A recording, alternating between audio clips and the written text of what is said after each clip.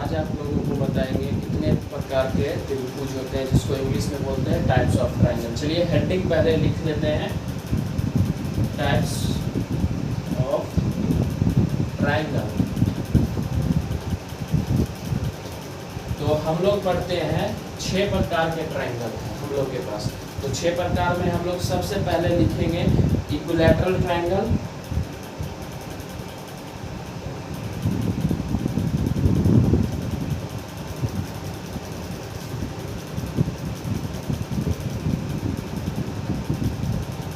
दूसरा में लिखेंगे आइसोसेलेस ट्रायंगल,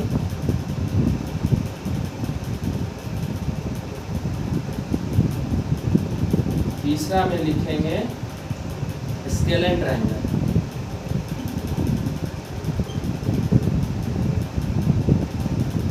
और चौथा में लिखेंगे राइट एंगल ट्रायंगल,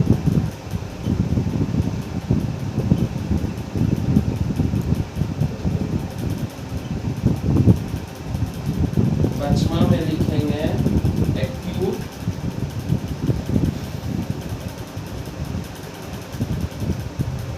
ट्रायंगल, छठा में लिखेंगे ऑब्ट्यूस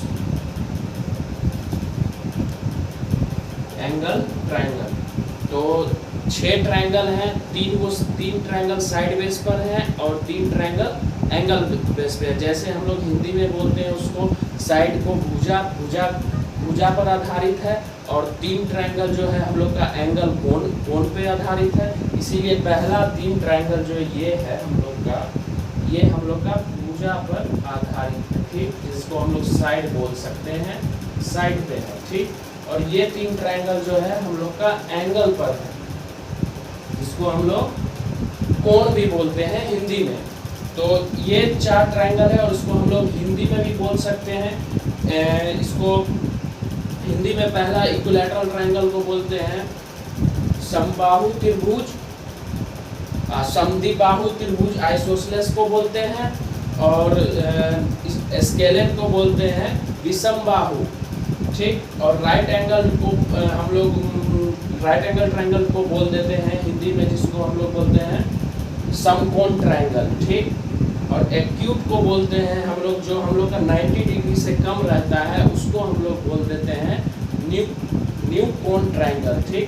और ऑब्ट्यूस को हम लोग बोल देते हैं अधिक कोण ट्रायंगल, जो 90 डिग्री से ज़्यादा बनता है। चलिए, और इसको हम लोग पहले बोर्ड में जगह नहीं है इसलिए हम लोग इसको मिटा देते हैं, और हम कोशिश करेंगे ज़्यादा से ज़्यादा बोले, कम लिखें, जो कि वीडियो शॉर्ट बने, लेंथी नहीं बने, इसलिए हम लोग पहले इसको मिटा देते हैं, ठीक।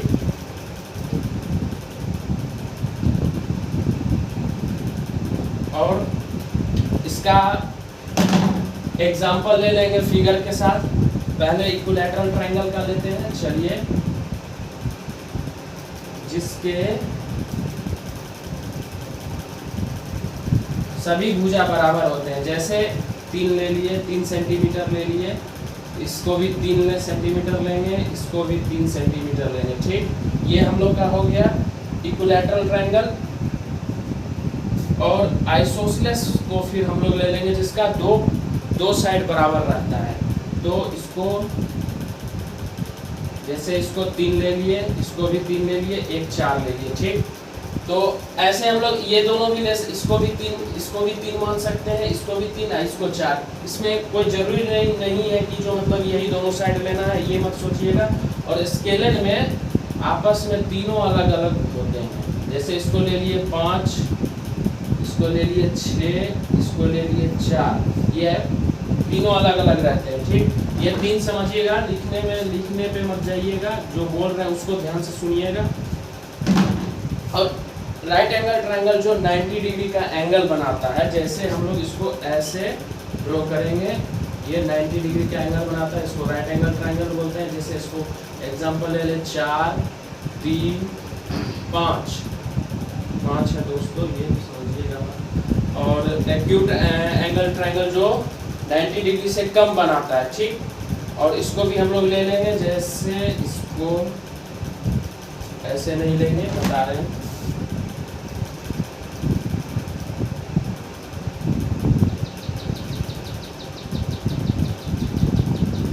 ये 90 डिग्री नहीं बनेगा, 90 डिग्री से थोड़ा सा कम बन रहा है इसीलिए। और चलिए इसको मिटा देते हैं। और इसका हम लोग पहले देखेंगे इसका एरिया कैसे निकालते हैं, जिसको हम लोग क्षेत्रफल बोलते हैं।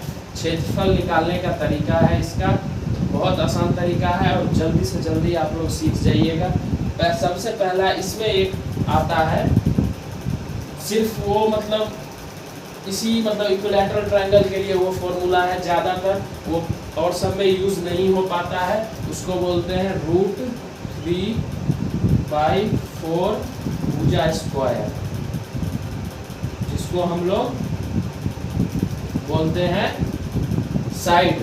इसको हम लोग साइड भी बोल सकते हैं, साइड स्क्वायर। सीबीएसई वाले के लिए साइड स्क्वायर हम लोग पढ़ते हैं, ठीक। और इसमें क्योंकि ये फॉर्मूला इसलिए लगाते हैं क्योंकि इनके सभी भुजा आपस में बराबर रहते हैं, इसलिए ये जो फॉर्मूला है बस इसी के लिए आधारित है, ठीक। अब हम लोग ये देखेंगे आइसोसेलेस में कौन सा यूज़ करना है। आप लोग एक पढ़े होंगे हेरोन्स फार्मूला। हेरोन्स फार्मूला में तो जानते ही हैं, वो भी बताएंगे। एक हेरोन्स फार्मूला के लिए अलग वीडियो बनाएंगे, इसमें हम शॉर्ट में चाहेंगे बताना। और एक और फार्मूला है जो राइट एंगल ट्रायंगल के लिए है या कोई भी ट्रायंगल के लिए है, वो half into base into height, ठीक। इसको हम लोग बेस को, जिसको आधार बोलते हैं हिंदी में, समझे, और हाइट को हम लोग क्या बोलते हैं, लंबाई बोलिए या लंब बोलिए, जो बोलना है, ठीक। और इसमें ये देखना है जो ये दोनों भी फॉर्मूला है, और सीधा अगर ये दोनों नहीं आता है, सीधा हम लोग चले जाएंगे किस पर पता है ना, एक आता है हेरोन्स फार्मूला, वो डायरेक्ट हम लोग यूज करते हैं। अगर जैसे एक ट्रायंगल ले लिए, ठीक, कोई भी इसका साइड कोई भी हो, जैसे 3, 5 ले लेते हैं इसको, 6 इसको ले लेते हैं, 7 इसको ले लेते हैं, ठीक। तो इसमें एक चीज होना चाहिए, ये S should be greater than ABC, ये लागू होना चाहिए, समझे। S should be greater than ABC। इसमें ABC तो ये मान लेते हैं, जैसे ये ट्रायंगल का नेमिंग भी कर देते हैं ABC, ठीक। ये रूल सेटिस्फाई करता है इसको, जैसे S should not be equal to ABC, ठीक। S should not be less than ABC। थोड़ा सा इंग्लिश में चले जाते हैं क्योंकि सीबीएसई से पढ़ा हूँ, इसीलिए इंग्लिश में चला जाता है, लेकिन कोशिश करूंगा जो बिहार बोर्ड के लिए भी मतलब सही रहे और सीबीएसई वाले के लिए भी सही रहे। और इसमें अब हम लोग लगाएंगे, सबसे पहले S निकाल लेंगे। S निकालने का इसमें ये तरीका है, A + B + C/2। ABC ये तीनों ले लेंगे। चलिए इसमें देख लेते हैं, 5 + 6 + 7/2। तो इसको जोड़ लीजिए, कितना होगा, 6 5 11 11 और 7 18। इसको समझ गए ना, या तो स्क्रीनशॉट ले लीजिएगा, नहीं तो अपना लिख लीजिएगा। इसको हम मिटा देते हैं क्योंकि जगह थोड़ा कम पड़ रहा है, इसीलिए इसको हम लोग लिख लेंगे। कितना आएगा, ये 7 है ना, 7 + 6 + 5 हो जाएगा 11, 11 + 7 हो जाएगा 18/2। तो ये आ जाएगा 9। हम लोग का S क्या आ गया, 9। अब हम लोग को आगे क्या लगाना है, ये सीधा एरिया निकालने के लिए, जिसको हम लोग क्षेत्रफल भी बोल देते हैं शॉर्ट में, हिंदी में जैसे बिहार बोर्ड वाले के लिए, उनके लिए भी है ये वीडियो। दोनों जैसे कि देख के समझ सकते हैं, जैसे √√S × S - A × S - B × S - C, ठीक। अब इसमें हम लोग को S पता है क्या है, 9 है, और A क्या है हम लोग को तो पता ही होगा। A बराबर हम लोग 5 ले लेते हैं, B बराबर 6 ले लेते हैं, और C बराबर 7 ले लेते हैं, ठीक। अब इसमें हम लोग इसको इस पे बैठा देंगे, ये फॉर्मूला पे। एस जैसे हम लोग ले लेंगे 9, ठीक। 9 माइनस ए क्या है 5, 9 माइनस बी क्या है 6, 9 माइनस सी क्या है 7, ठीक।